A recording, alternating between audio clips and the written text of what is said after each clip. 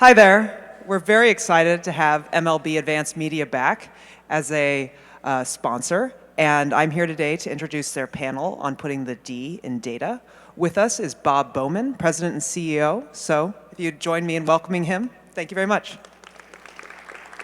Oh, and if you have questions you'd like to ask of the panelists, you can text or tweet them. To text them, send to number 22333, starting with MLBAM, or tweet at poll with the keyword MLBAM. I'm so sorry. That's all right. Okay. Thank you, Ginny. Hello, thank you for coming. I'm sort of the warm-up band for Joe Inzerillo, who's going to come up and sort of show what we mean. For all of you who work in sports or any kind of content contributor, it's kind of a fun job. But one thing we keep in mind at BAM is that we're a temporary custodian. Even though it seems pretty hectic at the day or the week or the month that we're working on, particularly this one for us, we're just there for really a nanosecond in the history of what's going on, particularly in baseball. And so we look backwards as well as looking forward to try and be true to our roots as we try and think about what's next. So in that vein, before turning it over to Joe, we in baseball feel pretty good about our live game and our game that we present digitally. And I'm going to try and put a slide up. We kind of think of our ball yards as crucible technology. Back in this time, that's, I think, Shibe Park in the top. Just looking at Baker Bowl down there, and that's Yankee Stadium on the right. All three of those, that was what technology was back then. It wasn't things we held in our hand or watched on the wall or anything like that. It was actually construction materials. And we were, as you would expect, among the first to do it. 3 firsts as well. You all recognize Fenway Park. It's changed somewhat, but still there. First person to have actually lights for a ball and strike, which we do online today. Suddenly, stadium lights, first group to have stadium lights. I think that's in Cincinnati on the left. And the first electronic scoreboard, once again, Yankee Stadium. So now we actually introduce the world of electricity into these ballparks. And then we got really fancy. Well, everyone recognizes the Astrodome, which is now on the endangered species list. Video scoreboard, understandably the first to do that. That's old Dodger Stadium, or Dodger Stadium. You can tell by the little louvers there. And the first retractable dome in Toronto that actually worked. I think one was built before that didn't work. This one actually was built and worked. And in baseball, when you play in April, particularly up in Toronto, it made some sense. And it was the Sky Dome. Now I think it's called the Rogers Center. First stadium up in the left there, National Park, completely zero waste. That's a certification. And then last year, the first outdoor arena to put in 1080p for a video scoreboard. And once again, you can recognize that as Dodger Stadium. Just taking it from the stadium now and moving to what we try and do. This is what we've done back in 2005, quote, wired, getting every live game, home and away feeds. You can see in the background there what our network operations center looks like in Chelsea Market. MLB.TV, we're in our 12th season for streaming every live game. It looks that good. It didn't look that good initially when we launched MLB.TV. People said, no one will watch video online. No one will pay for video online. And by the way, it looks like crap. They got 1 out of 3, which can get them into Cooperstown. It did look pretty bad, frankly. But now it's true high def, and it looks pretty good. And obviously, as everybody knows in the world of sports and other entertainment, people watch video like there's nobody's business, every kind of video there is, and they happily enough, they pay for it. They understand a value proposition. We then launched, this is PitchFX, which is the precursor of what you're going to see here today. It measures the break, the speed and location of the pitch, not just the location, but how much it moves, creating a nasty factor, how tough that pitch was to hit. If you're wondering why this doesn't look like a cell phone, it wasn't on a cell phone in 2006. That's actually a browser on a laptop or a thing we used to call desktops, which are now extinct as well. And then we launched, this is mobile ticketing. In 2007, this is actually it's a cell phone, but that's not an iPhone. It's not a BlackBerry. I have no idea. Inzerillo, when he comes up here, will tell you. But I have no idea what it is, but it's some sort of cell phone. And mobile ticketing started, that's 6 years ago this started. This is the first at-bat. iPhone launched in 07. The iTunes Store didn't launch until 08. So if you run into anybody who says, yeah, we had an app up in 07, that person's lying to you. There was no iTunes Store until 08. And this is our first version of Game Day on the iPhone back, 5, 6 years ago. Instant replay, incredibly enough, began in the 2008 season. The commissioner called us in August of 2008 and says he wanted it up for the playoffs. Fortunately, Inzerillo was working with us then, so he was able to get it done. But it was a pretty hard task, and as you all know, we've greatly expanded it. The league's greatly expanded it. We're looking forward to that for the start of the season in the end of this month. What replay is going to be, and it's all being built at our headquarters in Chelsea Market. Launched the app on the iPhone and the Android phone for people once they go to the park. That's greatly being done. Again, we think technology is part of the experience. You don't trade off. We think it's the first screen, and reality is the second screen sometimes. Mobile food ordering, which we built. It's a little like a Swiss Auto. To be candid, it's a really nice looking dashboard. I'm not sure everybody uses it a lot, but we have it there in case anybody wants to mobile food order. People do like to use their legs. Passbook launched 2 years ago. And this is what we launched last year, tickets mobile. Right now, we only get about 5% of the people putting their tickets on a phone, but that number will be 50% within 2 years. It's just going to happen, and we all know it. And this is at the ballpark where you'll have your loyalty points, your tickets, how you manage your tickets, what you do with your eCash. You use that barcode to get everything and anything you want in the ballpark. That's being built and launched this year in 5 stadiums. And then we talked about the iBeacons, and Joe's going to talk about these too. These are things that are a little bit bigger than a cell phone. You put them and they can read an app, whether it's on or not. This one is welcome, so you're near the vicinity of Citi Field. You're near the door. It says welcome. Then if you go a little closer, it's going to pop up your tickets. Say, there you go. Here are your 4 tickets, 3 tickets to this game. As you get closer, as you walk in, again, your app's open. Whether it's open or not, it's going to send a notification, say this is it. And then finally, we have beacons around the ballpark that we're launching in 25 ballparks this season. That'll give you a coupon code saying take 20% off or whatever that says. Get $2 off a hot dog. So that's what we're going to be doing. Every retailer in the world is going to use beacons of some form. We're using the ones built by Qualcomm, interfacing with the iOS operating system.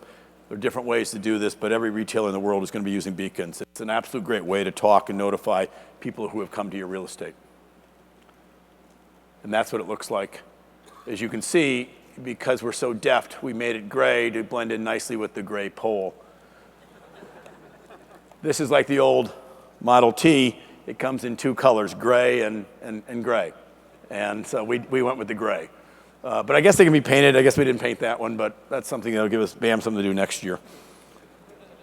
Looking for things to fill our day. And then last year in 2013, we embarked upon the program of, quote, wiring every stadium. Wi-Fi and DAS. A lot of people talk about Wi-Fi. DAS is actually, frankly, much more important. The distributed antenna system, and Dodger Stadium was one of the first we did, and that was a good one to start on because that is a massive footprint. We learned a lot there. The people that run that team are first class and top drawers. It worked out really well. But by the end of next season, we'll have put in Wi-Fi and DAS in all 29 parks. Toronto, we're still determining what to do there. The 29 U.S.-based parks, and it'll be probably a $300 million endeavor with our 4 partners: T-Mobile, AT&T, Verizon, and Sprint. So they're all part of this, and it's working out well. And you just need to have it. You can't expect people to go to a stadium 81 times a year and not have their cell phone work. I think that may be it. So now, 9 years ago? How long ago did we hire you? 9 years ago. When we started recognizing video was going to be a bigger and bigger part of what we did in the digital space, we went out and hired what we thought at the time was the best digital video person in the country, Joe Inzerillo, who had spent some time in a lot of sports, most notably the White Sox. And everything you see, that you've seen here in one way, and everything you're going to see from Joe is because of Joe and his team. As I say, we have history. It's part of our DNA. We want to be first. We want to be the best. But every league does something. Every league does it well. But Inzerillo has been our guidepost in this. We have about 350 people who work in the technology department at BAM who work for Joe, and many of them are working on this project. This is going to be pretty exciting. We think it's going to change the way we argue about the game, but we don't think it's going to settle any debates. We hope it starts more. So without any further ado, I'll turn it over to Joe Inzerillo, Senior VP of Technology at BAM. Thank you.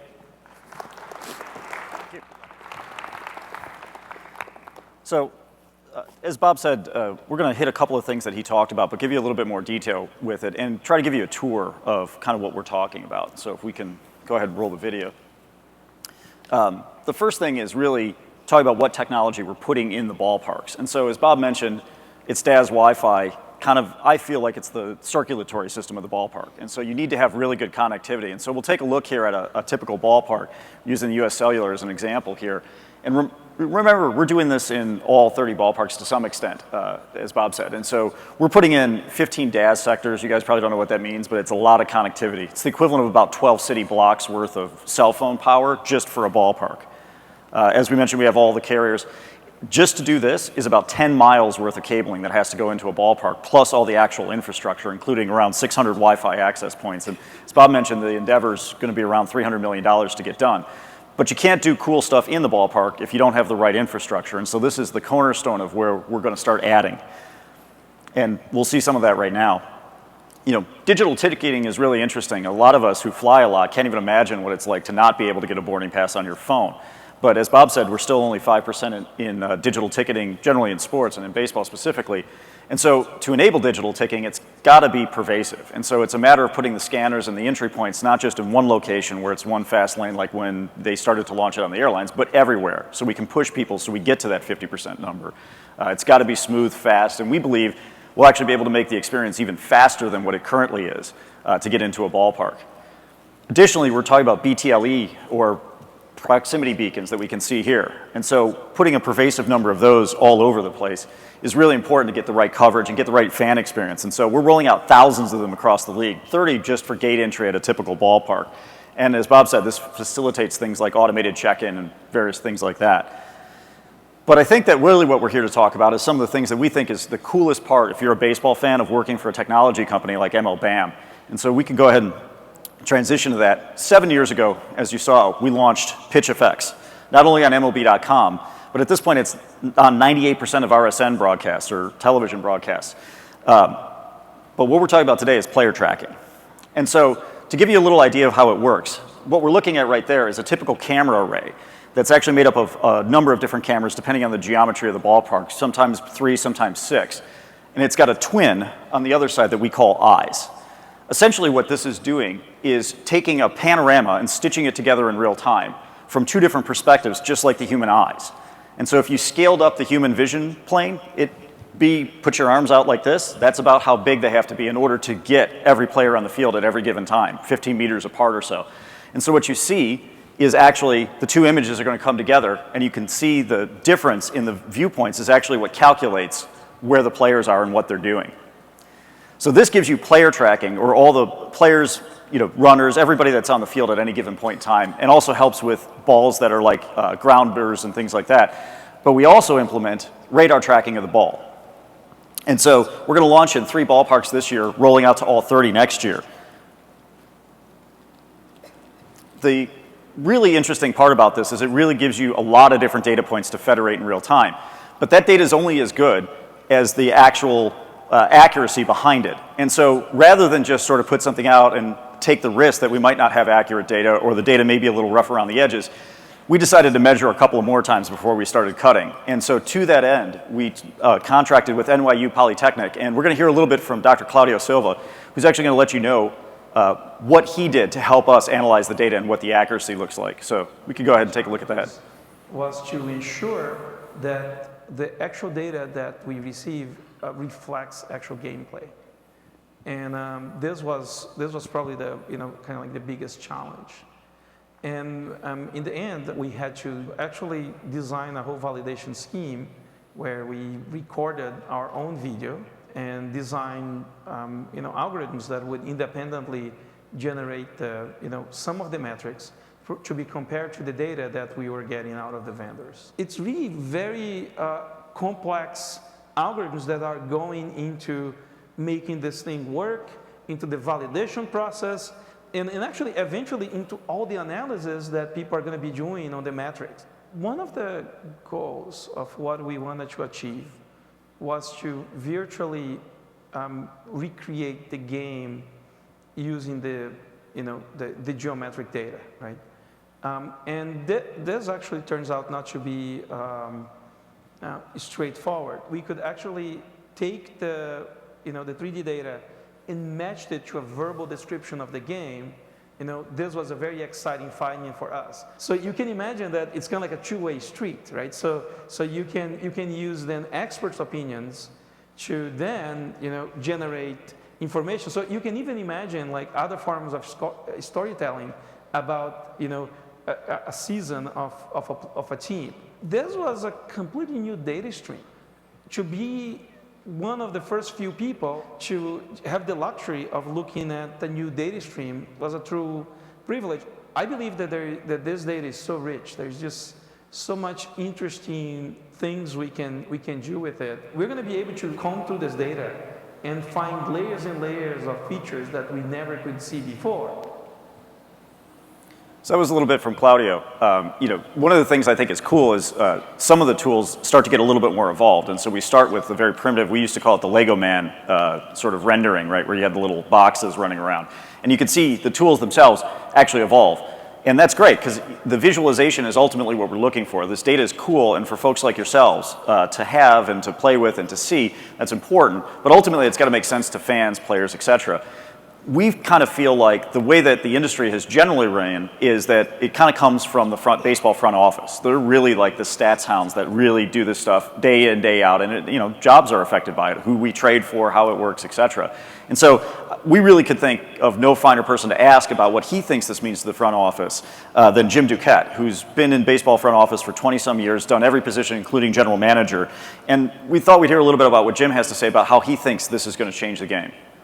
When you look at how scouting has been done in the past, there's a lot of subjectivity to the evaluation. Some guys that I've found have varied from scout to scout in terms of their opinion of each player. There's a lot of quality defensive statistics out there, but they're not completely accurate. A lot of them are dependent on somebody charting, whether it's UZR or dips or defensive runs saved. And they can only go so far. Some players go better to their left or range to their left better. Some range better to the right. Some come in on ground balls better than others. Some have better first step quickness. The exciting thing about this new technology is you can start to take the subjectivity that is given to you by the scout and blend it with raw data now and come up with a truer picture of evaluating a player. So when you take that data and compare it to others in the game, you can really find out if that position player is the best at his position. You can measure potential free agents. You can measure current free agents. I can see this being used in a lot of different ways just on the field with the coaching staff and the manager. When you start to look at positioning, you start to see the exit velocity of the ball coming off the bat, and is he late or is he ahead of a lot of pitches, and then you move your infielders and your outfielders accordingly along with the spray charts that are already used. The ball goes into the gap and the outfielder picks the ball up sometimes with his bare hand and he throws it into the infielder, and the infielder gets rid of the ball as quickly as he can and makes a strong, accurate throw to home plate to nail a runner. You can evaluate and measure each of those points in the relay.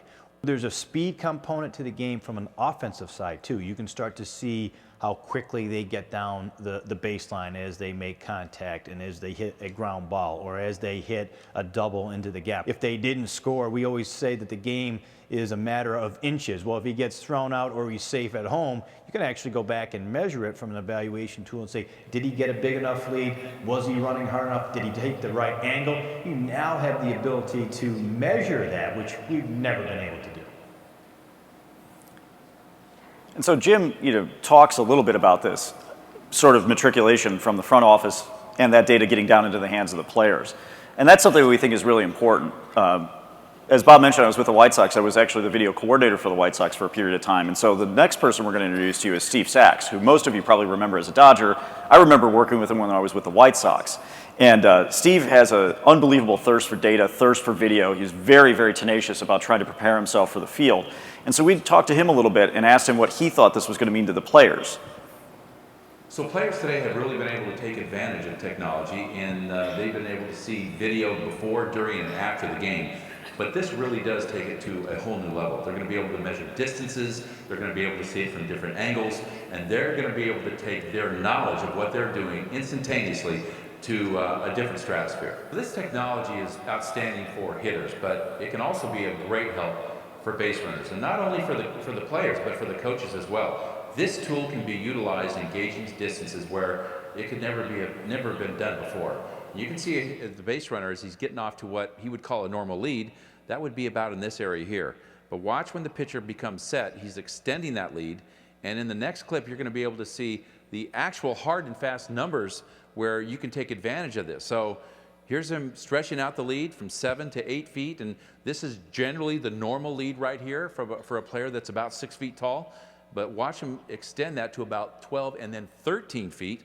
Well, you know, player and coach can go back and say, hey, this was a darn good lead. This is going to set a good path for me to possibly steal a base or go from first to third or first to home. It's a great tool. So really, the future of baseball and able to quantify the great things about this game is here now for players and coaches alike to be able to judge distances and speeds and ranges and how fast people get there is just an amazing tool that they're going to be able to use going forward. I just really wish I had this when I played.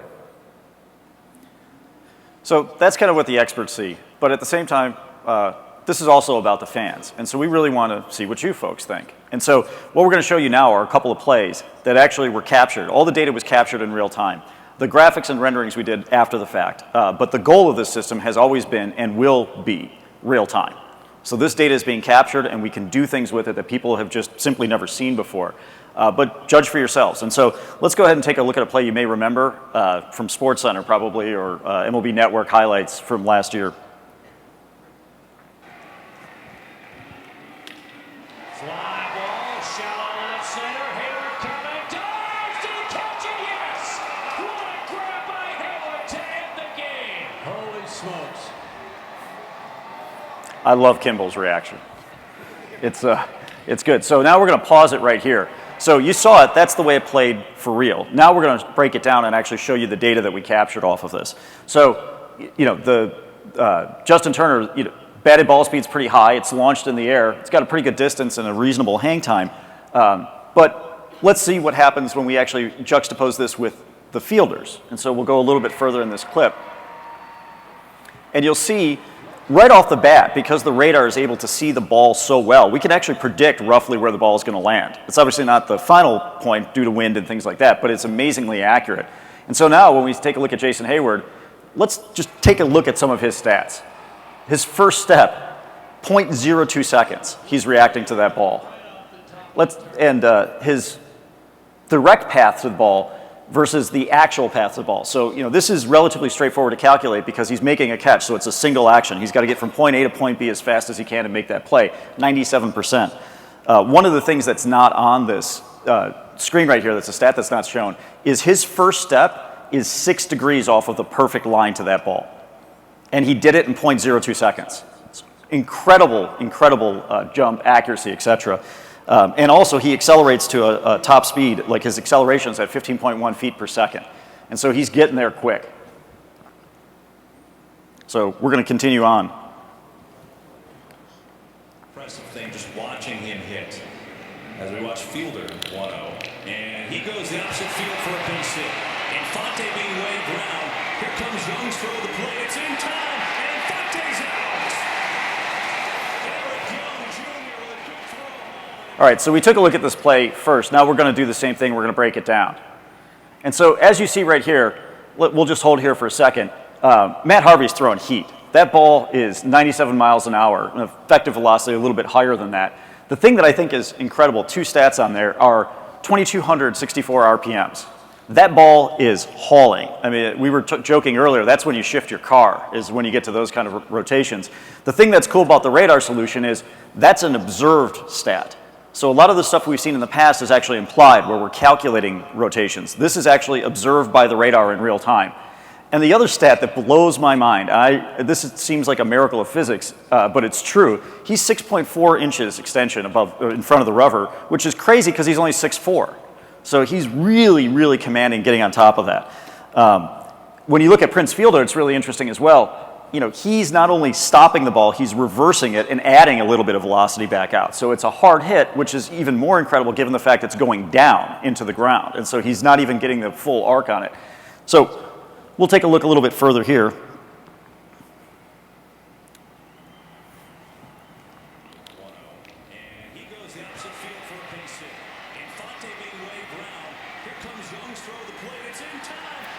And so we'll take a look over here. Obviously, we now know he's out by 3.2 feet, which is sort of interesting, but I don't think that anybody would have thought him being safe at that play, as we heard from the giggles in the audience when it happened the first time. I'll note a couple of things that are interesting. His top speed was 18.2 miles an hour, which is actually pretty fast. So you're like, well, if he ran that fast, why is he out? Also, let's take a look at the distance. This is one of those things that I'm excited about because this type of stat, from an efficiency standpoint, is going to get calculated down the road. It's relatively straightforward to calculate efficiency when you're talking about a single action straight line. It's difficult when you're talking about rounding a base. And so let's go into breaking down that play and say, like, why did that happen? Well, first thing is, Eric Young got rid of the ball fast. He's only holding it for 1.1 seconds to make the catch, to feel the ball, and then transition into his throwing arm. When you start to figure things like that out, we're just sort of taking it out. So maybe if it's a tenth of a second slower, 0.2 of a second slower, he might have been safe. And so that's the first thing that went well for the defense in this side of it. The other thing is, let's go back to what Steve Sachs was saying. His lead is 12.2 feet, and he's actually going to extend that a little bit as well. And so back to what Steve was saying, this is actually a good lead. So he got a good lead, and his first step is a negative number, meaning he was anticipating before the point of contact. So he's moving. So he's got a good lead, he's moving. His acceleration's not quite there. We also look at Flores' first step. Took a little bit of time to react, which is why the ball got through the gap. And so here's the 18.2 miles an hour that we were talking about as well. Interesting that it's there, but we're going to actually take another look at this too and try to, again, deconstruct why the play turned out the way that it did, or why we think the play may have turned out the way that it did. So in this play, we're actually going to show you his velocity while he's running. And the thing that we see here is, while he gets to 18.2 miles an hour, he doesn't get there all at once. He actually gets there almost when he's back on the dirt at home plate. And so he was not, while he was accelerating slow, he did not pick up the pace as he was rounding the base.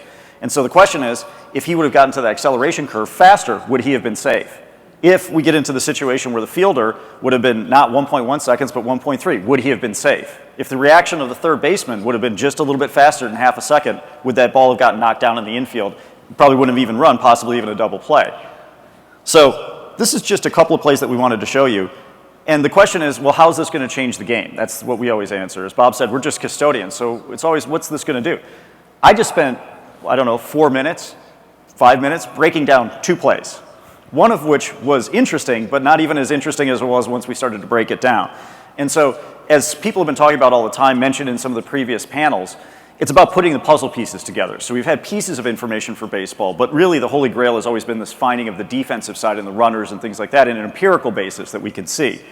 We're now actually going to be able to observe these phenomena directly, produce data, and then analyze that data to figure out what it means. And we're just scratching the surface. As Duquette mentioned, and this is obviously a catchphrase a lot of people like to use, baseball is a game of inches, but we're now in a situation where we'll actually be able to tell you exactly how many inches. And so with that, I think we're going to open it back up to questions. Invite Bob to join me on the stage as well. Or not. Matt Gould, ladies and gentlemen, runs our PR. Come on.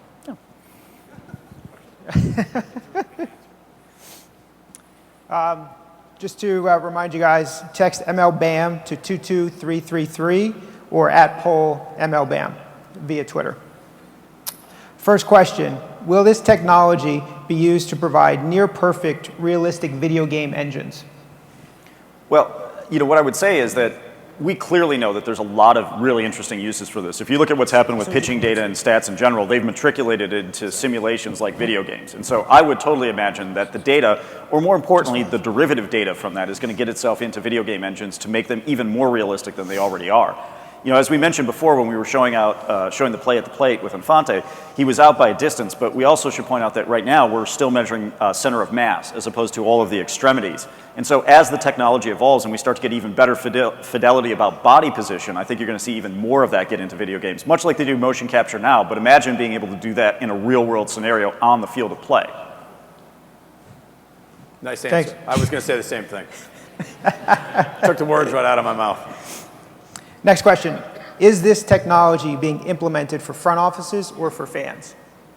We're going to start, as Joe mentioned, it's in 3 parks for sure, maybe 2 more during the season, based on really, it'll be for baseball operations and some fan use for 2014. But important, as Joe mentioned, the technology, it has to be accurate. It has to be an accurate rendering of what happened.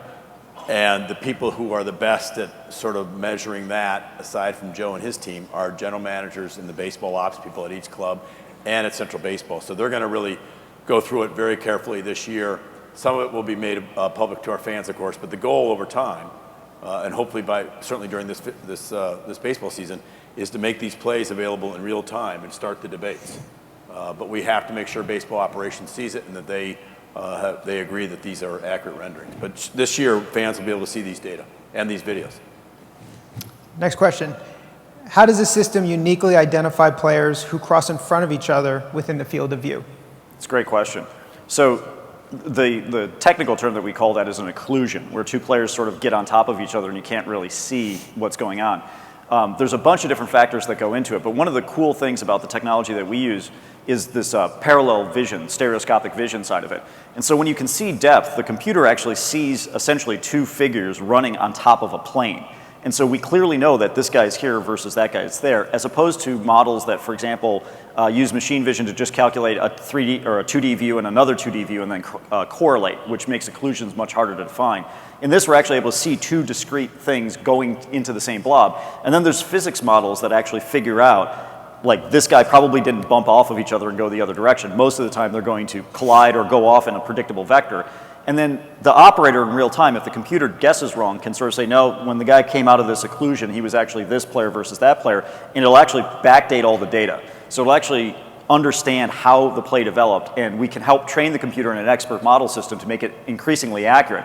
And so our occlusion accuracy, occlusion detection and resolution started, you know, call it 60, 70% of the occlusions. We're now getting into the 80, 90% of occlusions are automatically resolved by the computer accurately. And so that is by far the hardest problem to solve, especially when you're talking about an enormous playing field with a very tiny ball and very tiny players, relatively speaking. It's a lot different if you're looking, let's say, at a basketball court where you have larger players, larger ball, and you can put a camera directly overhead. It helps with the occlusion side. And so for us, that's been the real challenge with baseball, and we finally feel like we've gotten the technology to a point where we can solve it in real time. Is there a future coming soon where you can watch a game live with these visualizations of speed, distance, et cetera, on a screen?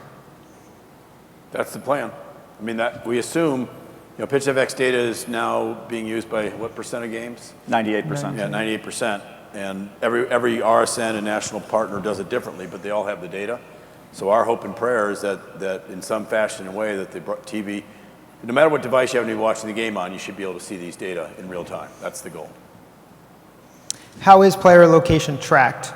In the example of the player sliding into nearby home, is it able to place the player's fingertips at level detail? Yeah, it's not there. The fidelity of where the player's body position is not there. So right now it's center of mass calculated by the perspective that the artificial intelligence calculates. And so it's very accurate center of mass depiction. Eventually it will get there. I mean, the thing that's working in our advantage right now is there's a lot of, the limiting factor with that particular question is number of pixels. So cameras are getting denser. So as cameras are able to have more and more megapixels focused on the field, we get better and better definition, and it's easier and easier to dig out those details. And computer processing power, as you guys are well aware, is increasing at this sort of, you know, Moore's law and then some. And the combination of those two things make that an inevitability. We will be able to eventually resolve body position down to like where the guy's fingertips are. As of right now, it's still center of mass. And so, you know, across a wide range of data sets, it's going to be very, very accurate when you actually distill it down. It's also one of those things for entertainment value. It's still pretty good. Next question. Given the technology, do you believe base runners will use this to perfect the route they take on the bases? I don't think there's any question about it. Absolutely.